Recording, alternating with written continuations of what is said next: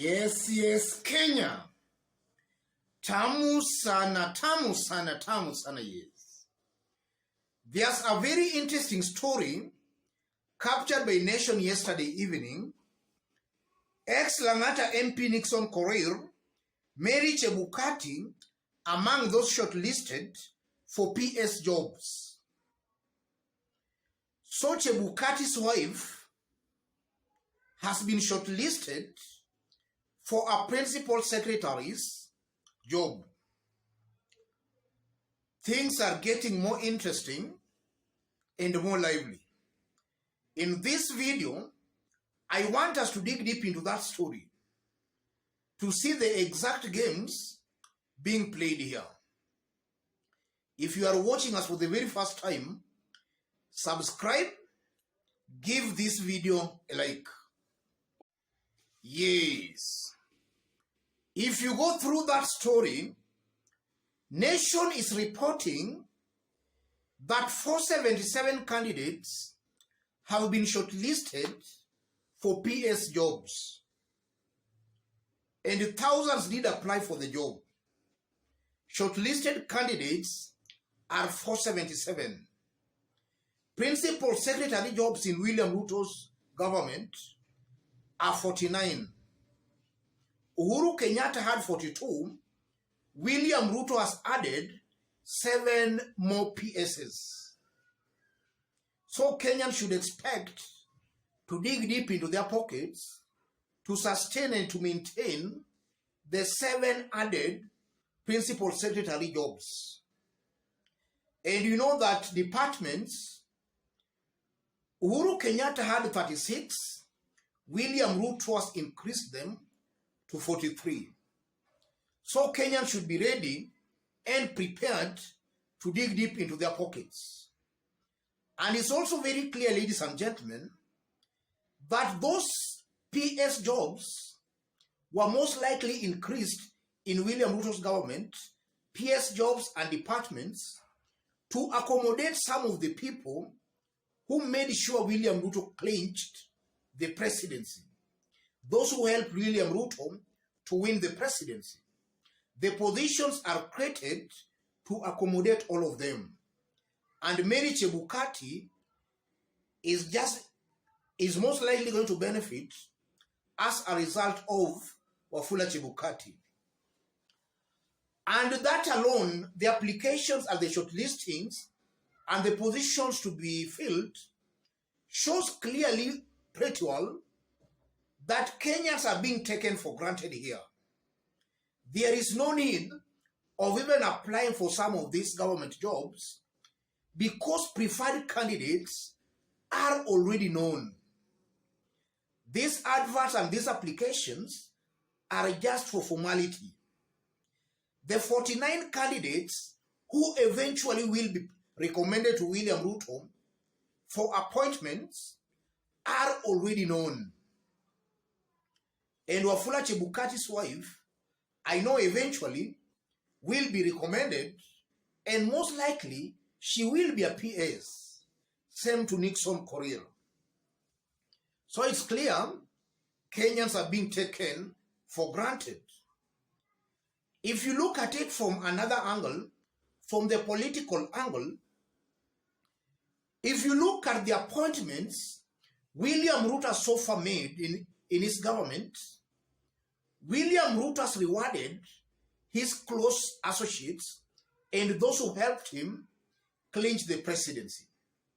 If you look at the likes of Moses Kuria, the people he has announced in his cabinet are those who helped him.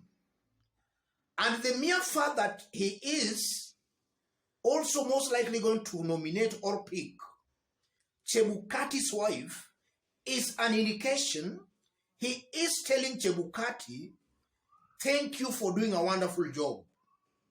Chebukati did a wonderful job in making sure William Ruto was announced the winner. And Chebukati had to even differ with a majority of his commissioners within IEBC to declare William Ruto the winner.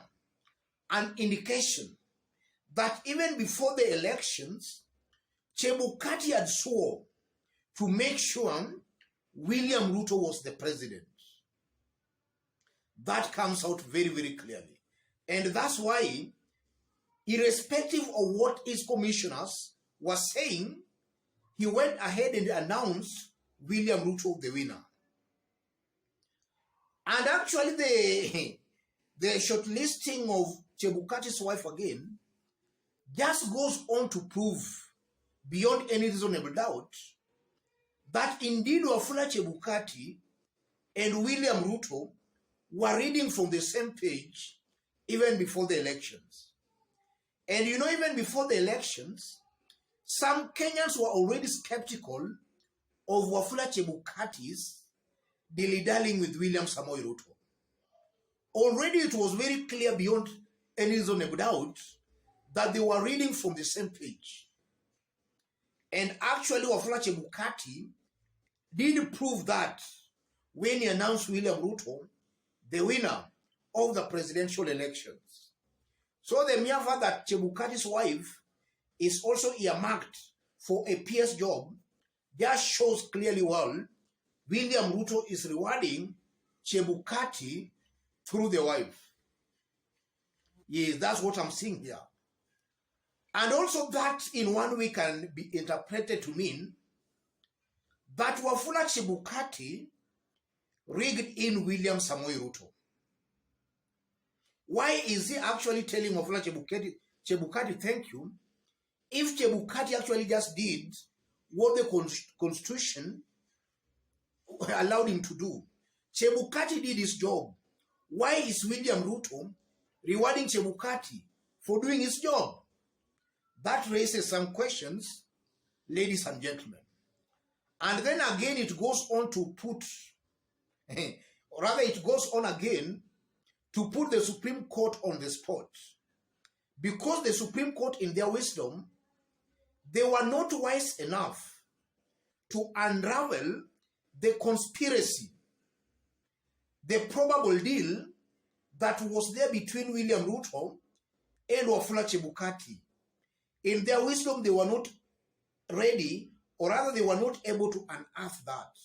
They could not see that Chebukati actually acted beyond what was expected of him. The Supreme Court were not smart enough and wise enough to unravel that. But now as things settles, the truth is just coming out. Chebukati and William Ruto had a pre-election deal. And William Ruto just wants to reward Chebukati for making sure he delivered on the deal.